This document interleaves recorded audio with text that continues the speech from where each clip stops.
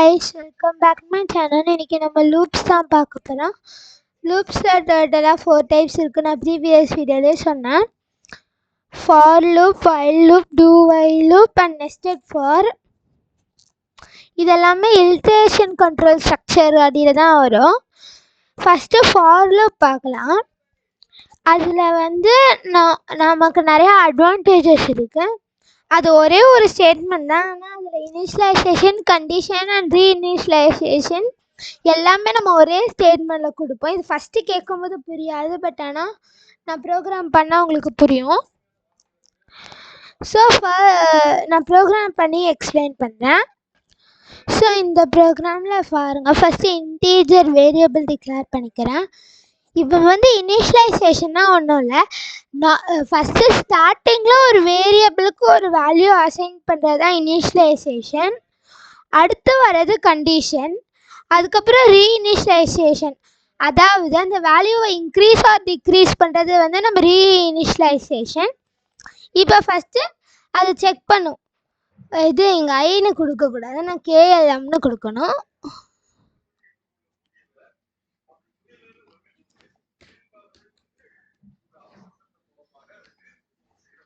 Looping variable எப்பவுமே ஐல கொடுத்து நான் ஐனே கொடுத்துட்டேன்.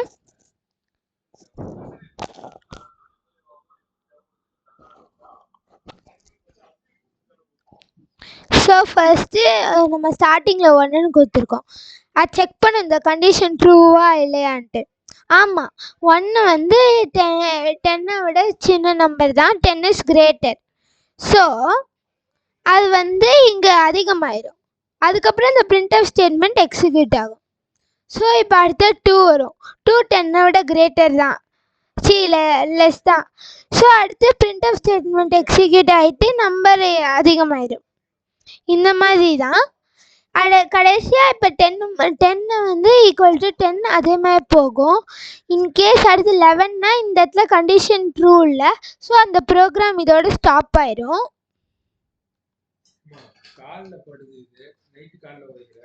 ஸோ இங்கே பாருங்க, பார்த்தீங்களா நம்ம அவுட்புட் வந்துச்சு. நமக்கு 11 இங்கே வராது.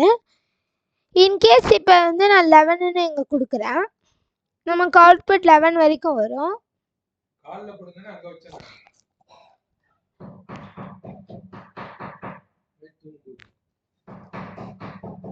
பார்த்தீங்களா? அடுத்து பார்க்க போகிறது நெஸ்டட் ஃபார். நெஸ்டட் ஃபார்னா ஒன்றும் இல்லை, ஒரு ஃபார் லூப்குள்ளே இன்னொரு ஃபார் லூப் இருக்கிறது தான் நெஸ்டட் ஃபார்.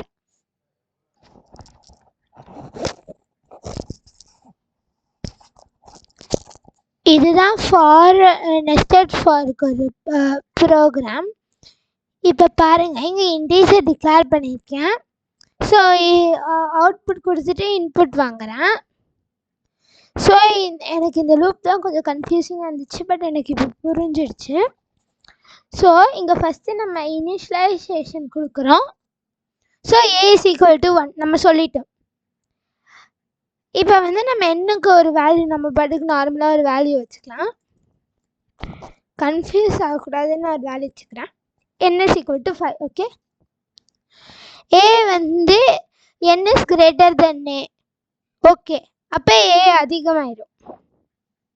ஸோ இப்போ ஏயோட வேல்யூ வந்து நான் இங்கே 3 வேரியபிளை நான் போடுறேன்.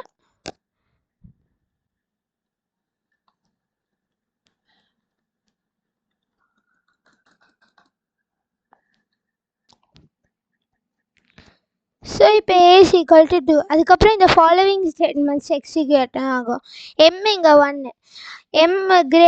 ஏ வந்து எம்மோட கிரேட்டரா? ஆமாம், அப்போ எம் அதிகமாகும். எம் 2 ஆயிருமா? அடுத்து இங்கே பிரிண்ட் பண்ணும்.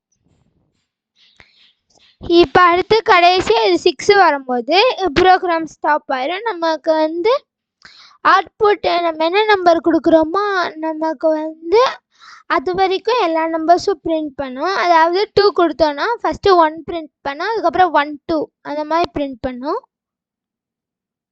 இது டெலீட் பண்ணணும்.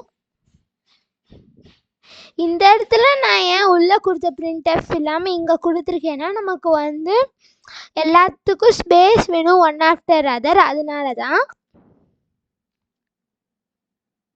இப்போ பாருங்கள் 6ன்னு கொடுக்குறேன். 1 1 2 1 2 3 இந்த மாதிரி போதா.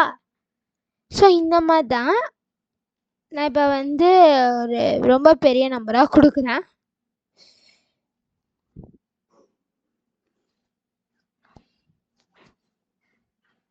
நமக்கு அவுட்புட் வரலைன்னா அதோட மெமரி அலோகேஷன் அதுக்கு அவ்வளோதான். வேறு ஏதாவது கொஞ்சம் ரொம்ப பெரிய நம்பர் வேணாம், சும்மா 6667. இங்கே பார்த்தீங்களா?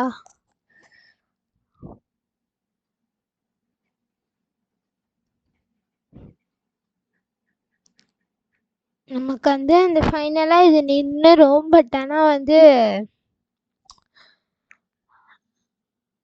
நின்றுரும். பட் ஆனால் வந்து இது ரொம்ப நேரம் போயிட்டே இருக்கும்.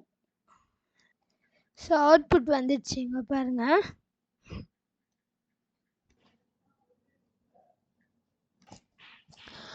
அடுத்து while loop பார்க்கலாம். Hope you guys enjoyed my video. Bye.